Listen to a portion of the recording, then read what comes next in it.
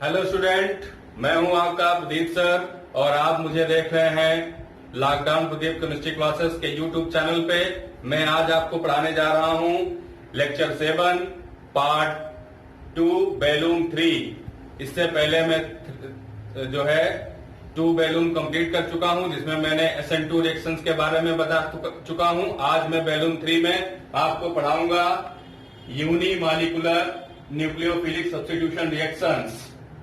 यहाँ पर nucleophilic substitution reaction 2 type की होती हैं, SN2 reaction, SN1 reaction. SN1 reaction मैं आपको वॉल्यूम 1 और 2 में पढ़ा चुका हूँ और अब मैं आपको पढ़ाने जा रहा हूँ unimolecular nucleophilic substitution reaction SN1 reaction.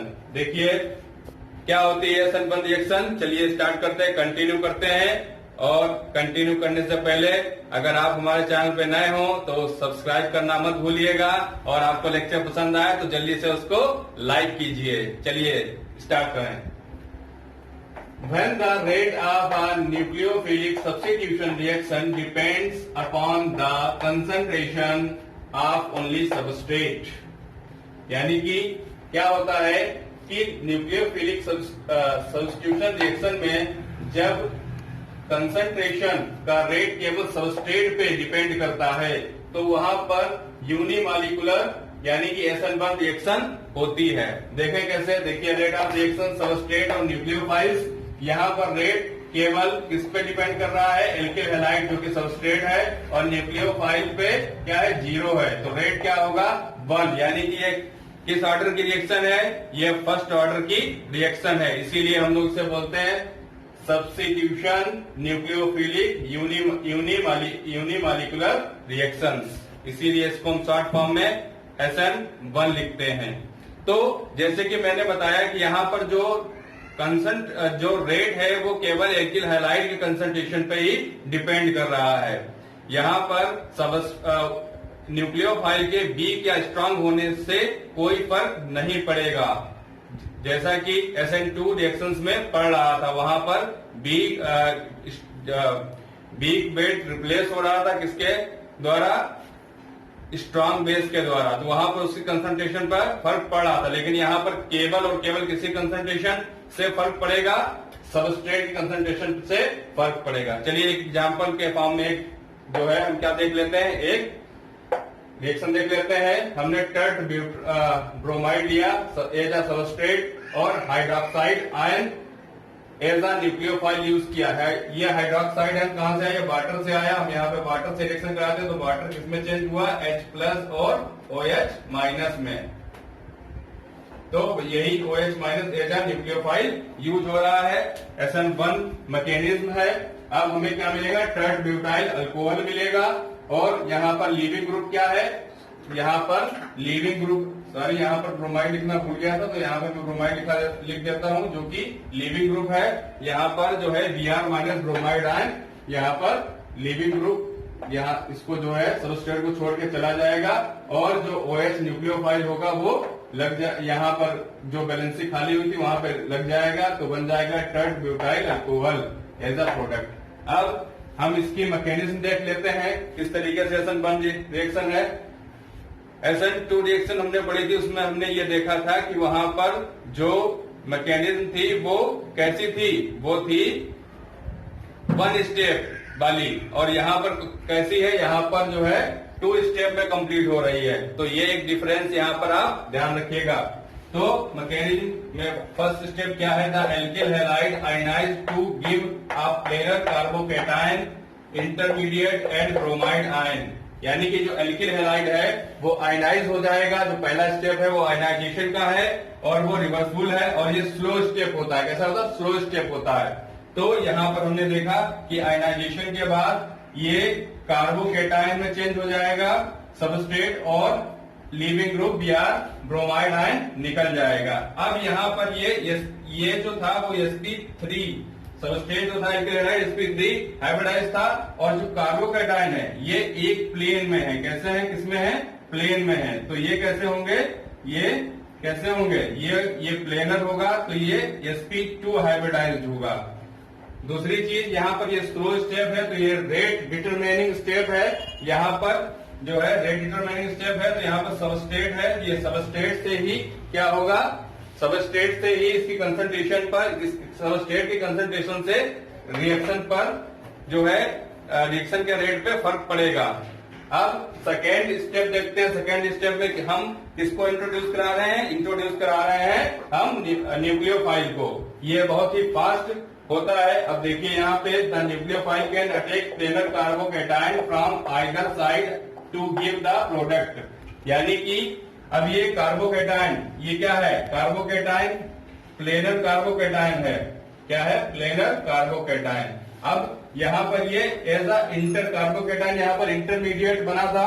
अब कार्बोकैटायन को हम देख लेते हैं, ये OH माइनस है यहाँ पर कि ये न्यूक्लियोफाइल है। अब कार्बोकैटायन का फ्रंट साइड भी खाली है और बैक साइड भी खाली है, तो न्यूक्लियोफाइल या तो बैक साइड से जो है क्या करेगा, अटैक करेगा, या जो है फ्रंट साइड से भी अटैक करेगा। यानी इस रिएक्शन में दोनों साइड से अटैक हो सकता है, जबकि SN2 रिएक्शन में केवल बैक साइड से अटैक हो रहा था। अब देखते हैं यहाँ पर इसका कंफ्यूगेशन। अगर ये फ्रंट साइड से अटैक करता है तो हमें प्रोडक्ट मिलेगा रिटेंशन, यानी इसके कंफ्यूगेशन होगा रिटेंशन। यानी रिटेंशन का मतलब ये है कि जिस तरीके से सबस्ट्रेट था, लीविंग ग्रुप जहां से गया वहीं पे जो है ये न्यूक्लियोफाइल आके क्या हो गया, अटैच हो गया। तो इसने अपनी जो कॉन्फ़िगरेशन थी उसको रिटेन किया, तो इसीलिए इसे बोलते हैं रिटेंशन। और अगर ये बैक साइड से अटैक करेगा तो हमें क्या मिलेगा, इन्वर्जन कॉन्फ़िगरेशन मिलेगा। प्रोडक्ट का कॉन्फ़िगरेशन कैसा मिलेगा, इन्वर्जन, जैसा कि हमें SN1 में मिल रहा था। यानी कि हमें 50% प्रोडक्ट कैसा मिलेगा, इन्वर्जन, और 50% प्रोडक्ट कैसा मिलेगा, रिटेंशन। तो यहां तक आपको समझ में आया। इस रिएक्शन से कुछ पॉइंट्स निकल के आते हैं, वो मैं अभी आपको समझाऊंगा। उससे पहले आप ये रिएक्शन नोट कर लीजिए। इस रिएक्शन से कुछ पॉइंट्स निकल के आते हैं, चलिए हम उनको वन बाय वन डिस्कस कर लेते हैं। Point number first, it is a 2 or multi step reaction. तो आप इसमें देख पा रहे हैं ये 2 स्टेप रिएक्शन है। इसमें 2 स्टेप या उससे ज्यादा स्टेप की रिएक्शन भी पाई जाती है, जबकि SN2 रिएक्शन में केवल और केवल सिंगल स्टेप की रिएक्शन ही पाई जाती थी। Next, in this reaction intermediate formed, यानी कि इस रिएक्शन में इंटरमीडिएट फॉर्म्ड होता है, जबकि SN2 रिएक्शन में इंटरमीडिएट फॉर्म नहीं होता था। तो यहाँ पर ये नोट करने वाली बात है कि इसमें इंटरमीडिएट फॉर्म होता है, और किस फॉर्म में होता है, वो कार्बोकैटायन के फॉर्म में होता है। इंटरमीडिएट ये क्या है, एक इंटरमीडिएट है, ये कार्बोकैटायन यहाँ पर इंटरमीडिएट है। Next point, the nucleophile attacks both side, back और फ्रंट साइड। यानी कि न्यूक्लियोफाइल बैक साइड से भी अटैक कर सकता है और फ्रंट साइड से भी अटैक कर सकता है। बैक साइड से करेगा तो इन्वर्जन प्रोडक्ट बनेगा, और अगर फ्रंट साइड से करता है तो रिटेंशन प्रोडक्ट बनेगा। जबकि SN2 रिएक्शन में न्यूक्लियोफाइल केवल और केवल बैक साइड से ही अटैक करता था। Next, the rate of reaction depends upon the slow step which is reversible nature. जो इसका रेट है वो इस स्टेप पर डिपेंड करता है, जो स्लो है और रिवर्सिबल नेचर की है। फिर अब आप यहाँ देख लीजिए, यहाँ पर केवल और केवल सबस्ट्रेट ही है, यहाँ पर न्यूक्लियोफाइल अभी इंट्रोड्यूस नहीं हुआ है, इसीलिए ये रिएक्शन जो है वो केवल फर्स्ट ऑर्डर की है, क्योंकि इसमें सबस्ट्रेट के कंसंट्रेशन पर ही रेट ऑफ रिएक्शन का ऑर्डर डिपेंड कर रहा है। ठीक है। Next, the substrate alkyl halide sp3 hybridized and carbocation sp2 hybridized. जो सबस्ट्रेट एल्केहाइड है वो sp3 हाइब्रिडाइज्ड है, जबकि जो कार्बोकैटायन है वो प्लेनर शेप होने के कारण sp2 हाइब्रिडाइज्ड है। फिर next point, nucleophile is involve in the fast step. जो न्यूक्लियोफाइल है ये OH माइनस न्यूक्लियोफाइल है, ये फास्ट स्टेप में जो है क्या हो रहा है, इन्वॉल्व हो रहा है। कब हो रहा है इन्वॉल्व, फास्ट स्टेप में इन्वॉल्व हो रहा है। फिर नेक्स्ट पॉइंट, फाइल कंसंट्रेशन और reactivity does not influence the reaction rate, यानी कि इस SN1 में न्यूक्लियोफाइल का जो कंसंट्रेशन है उससे रिएक्शन के रेट पर कोई भी फर्क नहीं पड़ता है। जबकि SN2, कौन सी रिएक्शन? SN2 रिएक्शन में न्यूक्लियोफाइल के कंसंट्रेशन पर फर्क पड़ता था। वहां पर बेस कैसा होना चाहिए था? स्ट्रांग होना चाहिए था। जो न्यूक्लियोफाइल होना चाहिए था वो कैसा होना चाहिए था? स्ट्रांग होना चाहिए था।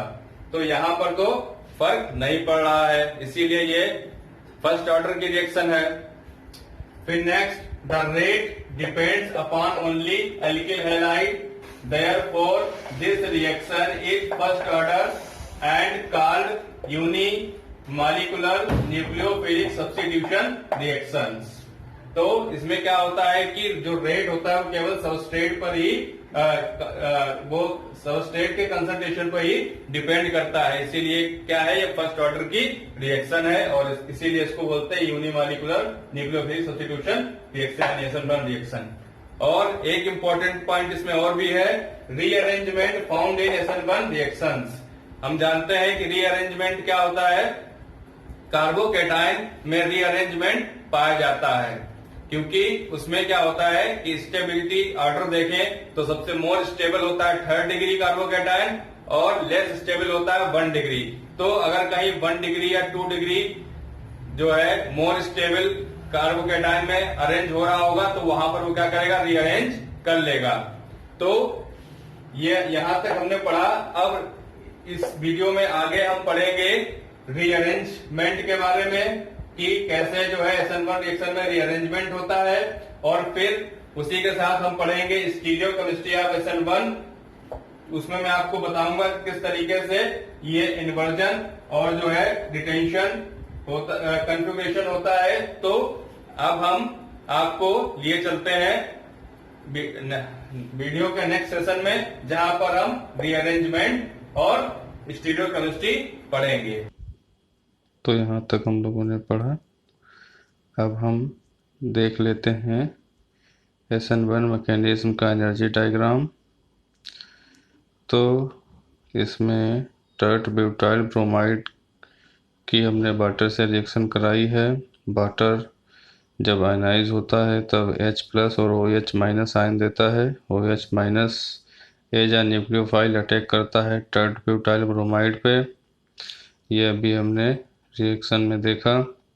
अब इसका एनर्जी डायग्राम में हम देख रहे हैं कि इसमें एनर्जी रिलीज हो रही है, तो इसका मीन्स ये हुआ कि ये भी एक्सोथर्मिक रिएक्शन है। जैसे कि SN2 मैकेनिज्म एक्सोथर्मिक थी, वैसे भी ये भी एक्सोथर्मिक नेचर की मैकेनिज्म है।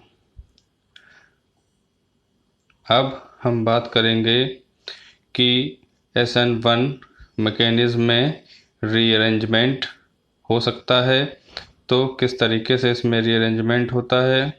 हम जानते हैं कि कार्बोकेटाइन में सबसे ज़्यादा स्टेबल कार्बोकेटाइन कौन सा होता है? 3rd डिग्री कार्बोकेटाइन सबसे ज़्यादा स्टेबल होता है। तो अगर कहीं भी 2nd डिग्री कार्बोकेटाइन है और उसको रीअरेंज होकर 3rd डिग्री में चेंज होने का मौका मिलेगा तो क्या वो करेगा, अपनी स्टेबिलिटी के लिए 3rd डिग्री में जल्दी से रीअरेंज हो जाएगा। तो पहले ओवरऑल रिएक्शन देखते हैं। ओवरऑल रिएक्शन में हमने देख रहे हैं कि 2-bromo-3 methyl butane plus water की रिएक्शन कराई तो हमें 2-मिथाइल ब्यूटेनॉल मिला, और साथ में साइड प्रोडक्ट में हाइड्रोनियम आयन और ब्रोमाइड आयन मिले। तो इसकी मैकेनिज्म देख लेते हैं। स्टेप 1 में क्या होता है, the alkyl halide ionize to give a carbocation and bromide ion, this is the rate determining step. ये कैसा स्टेप है? ये रेट डिटरमिनिंग स्टेप है। जो स्लो स्टेप होता है वो रेट डिटरमिनिंग स्टेप होता है। अब यहाँ पर हम देख रहे हैं कि 3-bromo-3 मेथाइल ब्यूटेन में जो ब्रोमाइड आयन है वो अपना एक शेयरिंग का इलेक्ट्रॉन लेके ब्रोमाइड आयन बनाएगा और इससे अलग हो जाएगा, और हमें क्या मिलेगा, 1,2 डाईमेथाइल प्रोपाइल केटाइन मिलेगा जो कि 2 डिग्री है। 2 डिग्री कार्बोकेटाइन में अगर ये 2 डिग्री कार्बोकेटाइन है, 2 डिग्री का कार्बोकेटाइन के पास में अगर आप देखेंगे तो यहाँ पर 3 डिग्री कार्बन है, तो क्या करेगा, ये मिथाइल शिफ्ट को लगा के 3rd डिग्री कार्बोकेटाइन में चेंज हो जाएगा। तो सेकंड स्टेप में देखते हैं, the carbocation formed in step 1 is secondary it rearrange by the hydride shift. Sorry, मैंने मिथाइल शिफ्ट बोला था, यहाँ पर ये क्या लगाएगा, हाइड्राइड शिफ्ट लगाएगा to form a more stable tertiary carbocation. तो यहाँ पे हम देखते हैं कि जो थर्ड डिग्री कार्बन है वहाँ से एक H क्या करेगा, शिफ्ट लगा के 2nd डिग्री पे चला जाएगा और प्लस चार्ज कहाँ आ जाएगा, 3rd डिग्री वाले कार्बोकेटाइन पे चला आएगा। ये रिएक्शन फास्ट होगी तो क्या हो जाएगा इसमें 1,2 डाईमिथाइल प्रोपाइल कैटाइन से 1,1 डाईमिथाइल प्रोपाइल कैटाइन बन जाएगा, जो कि एक 3rd डिग्री कार्बोकेटाइन है और 2 डिग्री से ज़्यादा स्टेबल है। अब इसका हम 3rd स्टेप देख लेते हैं। The tertiary carbocation is attacked by water attacking as a nucleophile. अब यहाँ पर क्या है, वाटर किस पे अटैक करेगा, 3rd डिग्री कार्बोकेटाइन पे अटैक करेगा और ये फास्ट रिएक्शन होगी। और इसमें क्या होगा कि 3rd डिग्री कार्बोकेटाइन जहाँ पर प्लस चार्ज है वहाँ पर वाटर क्या करेगा, ऑक्सीजन के साथ में एक बॉन्ड बना लेगा, इससे ऑक्सीजन के ऊपर एक लोन पेयर रह जाएगा और इसके ऊपर प्लस चार्ज आ जाएगा। अब 4th स्टेप में क्या होगा, 4th स्टेप में proton transfer from the alkyloxonium ion to water completes the process. तो अब हम क्या देखते हैं कि ऑक्सीजन के ऊपर प्लस चार्ज था और एक लोन पेयर था और एक लोन पेयर इसने अपने कार्बन के साथ में शेयर किया था, बॉन्ड बनाया था, इसीलिए इसके ऊपर प्लस चार्ज आ गया था।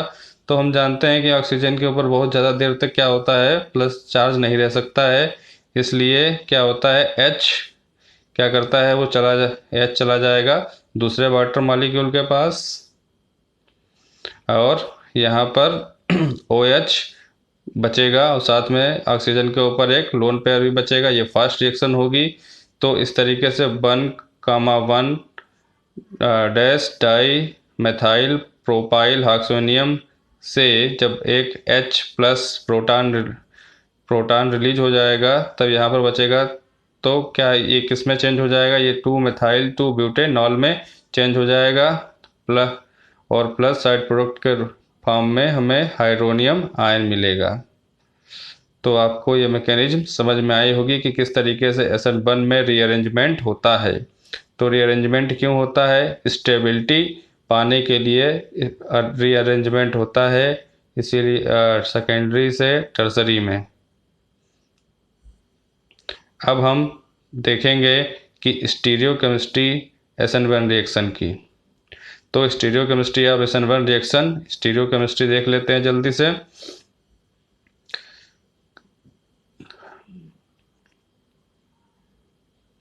जब एक कायरल सबस्ट्रेट क्या होता है, ऐसा कार्बन जिसकी चारों वैलेंसी एक अलग अलग किससे अटैच हो, अलग अलग एटम या ग्रुप से अटैच हों, और जब वो डिसोसिएट होता है तो क्या बनता है, कार्बोकेटाइन बनता है, ये यानी कि इंटरमीडिएट बनता है कार्बोकेटाइन, जो कि प्लेनर होता है, क्राइल होता है। और हाँ, अगर इसमें सामने से न्यूक्लियोफाइल अटैक करेगा तो 50% रिटेंशन ऑफ कन्फिग्रेशन वाला प्रोडक्ट बनेगा, और अगर पीछे से न्यूक्लियोफाइल अटैक करता है तो 50% इन्वर्जन ऑफ कन्फिग्रेशन वाला प्रोडक्ट बनेगा। यानी कि जब सामने से अटैक होगा तो जो कार्बोकेटाइन की पहले की कन्फिग्रेशन थी वो रिटेन रहेगी, इसीलिए इसे रिटेंशन बोलते हैं। और जब पीछे से अटैक होगा तो इसमें इन्वर्जन वाला कन्फिग्रेशन वाला प्रोडक्ट बनेगा, जैसा कि SN2 में बन रहा था। जब रिटेंशन और इन्वर्जन 50-50% बनते हैं तो इसको बोलते हैं कंप्लीट रेसिमाइजेशन। क्यों? क्योंकि ये दोनों प्लस और माइनस वाले प्रोडक्ट हैं, यानी कि एक डेक्स्ट्रोलेबोरेटरी है, एक लेबोरेटरी है, और जब ये आपस में मिलते हैं तो ये रेसमिक मिक्सचर बनाते हैं जो कि ऑप्टिकल इनएक्टिव होता है। तो इसे बोलते हैं कंप्लीट रेसिमाइजेशन। ये आपको समझ में आया होगा। अब आगे देखते हैं अनकम्प्लीट रेसिमाइजेशन क्या होता है। एक ये रिएक्शन है जिसका ये अनकम्प्लीट रेसिमाइजेशन का एग्जाम्पल है। तो यहाँ पे हमने क्या देख रहे हैं, यहाँ पे हम देख रहे हैं कि 6-chloro-2,2,6 डाई मेथाइल ऑक्टेन का जब हम रिएक्शन कराते हैं किसके साथ में, वाटर के साथ में, और प्रेजेंस लगाते हैं एथेनॉल की, तो हमें 60% इन्वर्जन मिलता है और 40% रिटेंशन मिलता है। यानी कि यहाँ पर जो है इन्वर्जन और रिटेंशन 50-50% नहीं मिल रहे हैं। तो इसको क्या बोलते हैं, अनकम्प्लीट रेसिमाइजेशन बोलते हैं। अब यहाँ पे हम देखते हैं कि हमने जो सबस्ट्रेट लिया था वो कैसा है, कायरल है। कैसा है, कायरल, यानी कि ऐसा कार्बन जिससे जो है चारों ग्रुप अलग अलग अटैच हैं।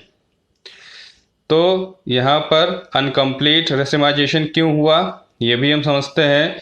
तो the lack of complete racemization in S N one reaction is due to the presence of the ion pairs. क्या हो गया, आयन पेयर्स के प्रेजेंस के कारण यहाँ पर जो है कंप्लीट रेसिमाइजेशन नहीं हो पा रहा है असेंबल रिएक्शन में। तो ये आयन पेयर्स क्या होता है, चलिए अभी जल्दी से देख लेते हैं।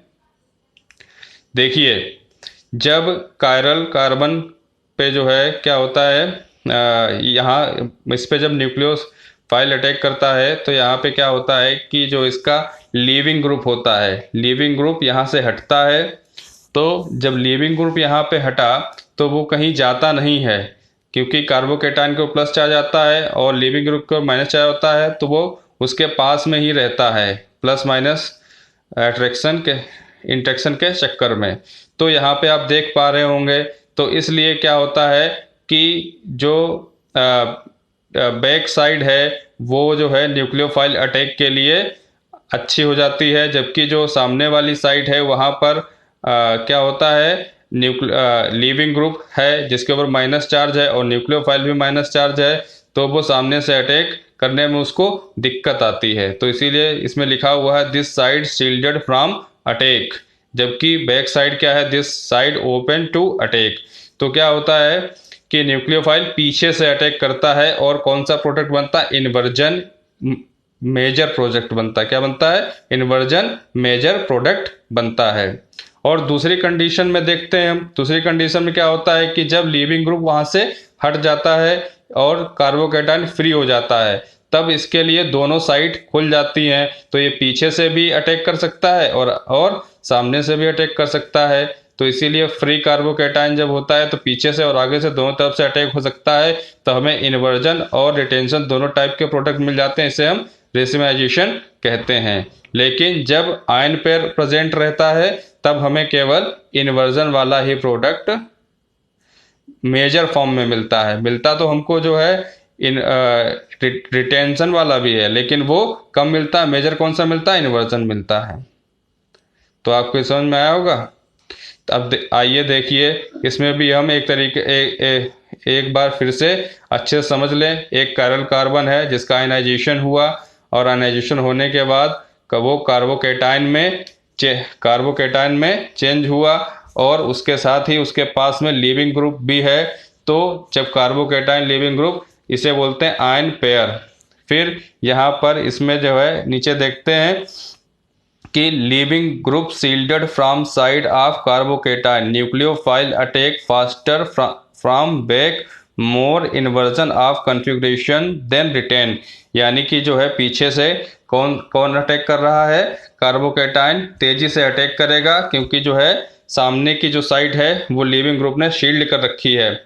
इसलिए ज़्यादा मात्रा में हमें इन्वर्जन कॉन्फ़िगरेशन वाला प्रोडक्ट मिलेगा। तो नीचे देखिए, इन्वर्जन वाला क्या है, मोर देन 50%, और रिटेंशन वाला लेस देन 50%। अब दूसरी पॉसिबिलिटीज देख लेते हैं जब कार्बोकैटायन फ्री फॉर्म में है। देखिए क्या लिखा हुआ है, separation of carbocation and anion of leaving group, यानी कि जब लीविंग ग्रुप हट चुका है तो कार्बोकैटायन फ्री फॉर्म में है, तब यहाँ पर पीछे से भी अटैक हो सकता है और सामने से भी अटैक हो सकता है। तो carbocation free of leaving group nucleophile attacks either side of carbocation at same rate product is racemic, यानी कि जब सामने से भी अटैक, जब कार्बोकैटायन अपने फ्री फॉर्म में हो और दोनों तरफ अटैक के लिए फ्री हो, तो पीछे से भी अटैक हो सकता है और सामने से भी अटैक हो सकता है। तो हमें 50% क्या मिलेगा, रिटेन मिलेगा, और 50% क्या मिलेगा, इन्वर्जन मिलेगा। तो इस फॉर्म को हम क्या बोलते हैं, रेसमिक मिक्सचर। तो आई होप आपको ये अच्छे से समझ में आया होगा। तो आप लोगों ने रीअरेंजमेंट और स्टीरियोकेमिस्ट्री ऑफ SN1 रिएक्शंस को समझा। अब हम बात कर लेते हैं reactivity and reactivity of alkyl halide की SN1 रिएक्शंस में। तो देखिए, the order of reactivity of alkyl halide is related to the stability of carbocation, यानी कि जो एल्किल हैलाइड की रिएक्टिविटी है वो किस पे जो है, किससे रिलेटेड है, कार्बोकैटायन की स्टेबिलिटी से। किसमें, SN1 रिएक्शंस में। देखते हैं, the order of reactivity of alkyl halide is SN1 reaction. सबसे ज्यादा रिएक्टिविटी किसकी होगी, टर्सरी हैलाइड की, उससे कम सेकेंडरी हैलाइड की, और सबसे कम प्राइमरी हैलाइड्स की। उसी तरीके से कार्बोकैटायन की स्टेबिलिटी का ऑर्डर क्या है, मोर स्टेबल होगा टर्सरी कार्बोकैटायन, फिर सेकेंडरी कार्बोकैटायन, उससे कम क्या होगा, सेकेंडरी कार्बोकैटायन, और सबसे कम कौन सा होगा, प्राइमरी कार्बोकैटायन। तो SN2 रिएक्शन में क्या होता था, वहां पर एक फैक्टर और था, स्टेरिक हिंड्रेंस। क्या था, स्टेरिक हिंड्रेंस।